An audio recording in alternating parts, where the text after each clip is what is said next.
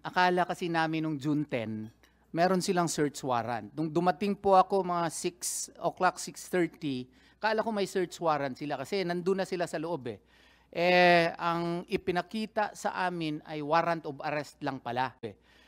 Kaya nagsabi ako dun sa lawyer na pinadala nila, Panyera, valid ba yan? Nakaserve na kayo ng warrant na of arrest dito dati 5 times na ata, at saka itong sa Pasig, nakaserve na kayo.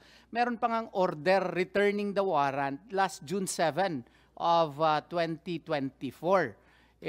Wala daw silang magawa kasi order daw ng kanilang higher ups daw. So, kaya ang ginawa ko, sinamahan ko na lang sila. Kaya medyo mali po yung sabi ni General Torre na hindi daw nakapasok noong June 10. Hindi lang sila nakapasok po, hinahulughog po lahat ng areas, pati nga po doon sa JMC na mga yung school po, yung eskwelahan namin.